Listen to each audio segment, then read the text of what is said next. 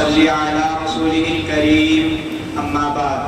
أعوذ بالله من الشيطان الرجيم بسم الله الرحمن الرحيم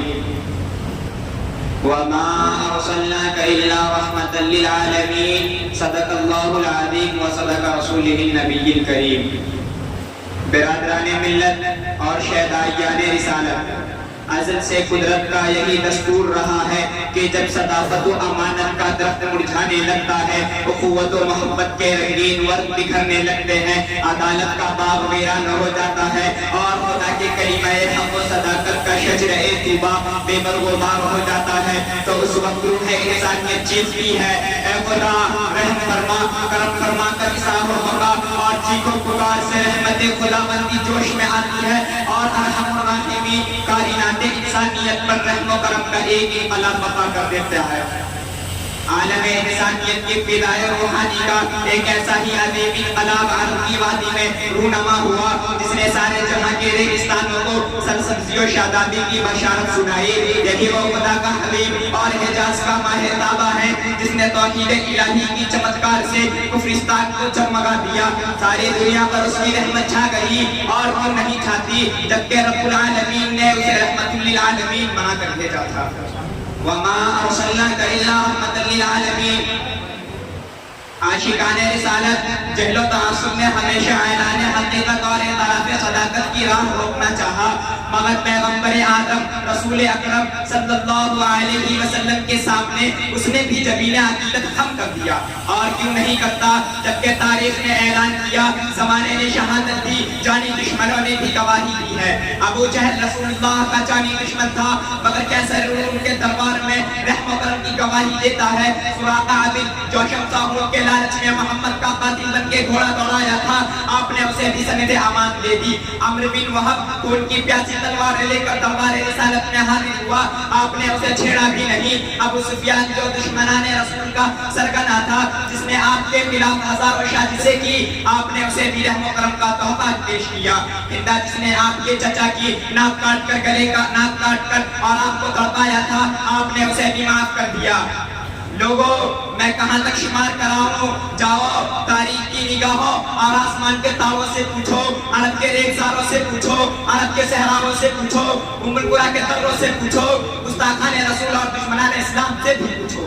سب کے سب یہی کہیں گے تاجدار مدینہ نے فاتح بن کر بھی اغیار پر رحم و کرم کیا ہے، حکمراں بن کر بھی دشمنوں سے عفو و درگزر کا معاملہ کیا ہے، گالیاں سن کر بھی دعاؤں کا گلدستہ پیش کیا ہے، زخم کھا کر بھی دعائیں ہدایت دی ہے. تاریخ شاہد ہے، سیرت کی کتابیں گواہ ہے، ذخیرہ احادیث لب گشا ہے کہ آپ نے کبھی کسی جانی دشمن اور قاتلانہ حملہ کرنے والوں سے انتقام نہیں لیا. ایسی بات نہیں کہ آپ میں انتقام کی طاقت نہیں تھی، دشمن آپ کے قبضے میں تھا، شمشیر و سنان موجود تھے، ہزاروں اشداء علی الکفار صفت دیال ہمراہ تھے. دنیا کا قانون بھی یہی تھا کہ آپ انتقام لے لیں. شہنشاہوں اور حکمرانوں کا دستور بھی یہی تھا کہ جانی دشمن سے بدلہ لیا جائے. مگر قربان چاہیے اس آقا نامدار مدینہ کے تاجدار پر کہ انہوں نے ایسے موقع پر بھی رحم و کرم اور عفو و درگزر کا اعلان کیا کہ دوسرے قائدین اقوام نے ایسے موقع پر شمشیر و سنان کی چھٹکاروں سے فضا میں شور برپا کر دیا، گھوڑوں کے ٹانکوں سے دشمنوں کے سینوں کو روک دیا. رسول عربی کے دیوانوں، رسول اکرم صلی اللہ علیہ وسلم کی حیات طیبہ میں انفرادی طور پر انتقام کے بہت سے مواقع آئے، مگر انتقام کا سب سے اہم موقع فتح مکہ کی تاریخ تھی. یہی وہ مکہ تھا جس کے باشندوں کی شقاوت قلبی نے فرزندان اسلام اور پیغمبران اسلام پر عرصہ حیات تنگ کر دیا تھا، جن کی چیرہ دستیوں کے تسلسل نے رسول اللہ کو ہجرت مدینہ پر مجبور کیا تھا. آج اسی وادی میں محمد رسول اللہ صلی اللہ علیہ وسلم تاجدار مدینہ اور فاتح بن کر آئے تھے. صحن حرم میں تمام گستاخان رسالت اور دشمنان اسلام کا مجمع تھا. ہر ظالم مظلوم کے دست قدرت میں تھا، ہر قاتل مقتول کے غصہ کے قدر تصرف میں تھا. حضرت سعد رضی اللہ عنہ عسکری ترنگ اور فوجی دھن میں الیوم یوم الحمل کے ترانے گا رہے تھے کہ آج آج انتقام کا دن ہے، آج ابو جہل کے آدم کو ردا کا اور دنیا کے گرگوں سے بدلہ کا دن ہے۔ صحابہ کرام جوش و انتقام میں پکار پکار کر کہہ رہے تھے، اے قریش کے چھیالو، ماضی تمہارا تھا، حال ہمارا ہے، کل تمہاری تلوار اور ہماری گردن تھی، آج ہماری تلوار اور تمہاری گردن ہوگی۔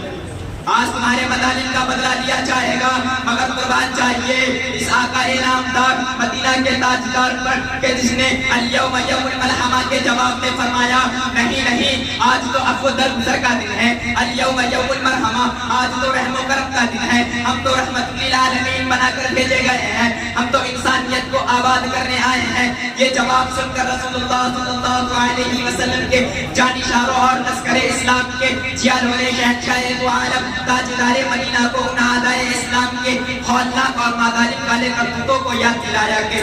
یا رسول اللہ، انہی دھرکوں نے بلال حبشی کے سینے پر پتھر رکھ کر تڑپایا تھا، یا رسول اللہ انہی بدبختوں نے حضرت سمیہ کو شرمناک طریقے سے شہید کیا تھا، یا رسول اللہ یہ وہی فساقوں کی جماعت ہے جس نے باہر نماز آپ کی گردن میں گلا ڈالی تھی، یا رسول اللہ یہ وہی ہے جنہوں نے مکہ کی گلیوں اور آپ کے گزرگاہوں میں گاڑے بچھائے تھے، یا رسول اللہ یہ وہی ہے جنہوں نے آپ کے قتل کا منصوبہ بنایا تھا اور آپ کے خون کے پیاسے تھے۔ دوستو، پرجوش سپاہوں کے سپاہ سالار آقا نامدار مدینہ کے تاجدار کو تو اور زیادہ بھڑکنا چاہیے اور کوہ آتش فشاں بن کر پھر بنی آدم کو زیر و زبر کر دینا چاہیے، مگر لاکھوں جانے قربان ہو آپ کی رحمت للعالمین پر کہ کسی سے انتقام نہیں لیا، پچھلے مظالم کے بارے میں پوچھا بھی نہیں کہ اے فلاں تم نے ایسا کیا تھا، اے فلاں تم نے میرے ساتھ یہ سلوک کیا تھا، اے فلاں تم نے مجھ پر قاتلانہ حملہ کیوں کیا تھا۔ شہدائیان رسالت، آئیے ذرا یہاں پر دوسرے فاتحین کے کردار کا جائزہ لیجئے۔ خدا کی قسم، دنیا قدیم و جدید کے انقلابات کی تفصیل اور فاتحین اقوام کی تاریخ میں رسول اکرم صلی اللہ علیہ وسلم جیسا کوئی سپاہ سالار اعظم اور عظیم فاتح نہیں ملے گا کہ جس نے، میں نے چند باتوں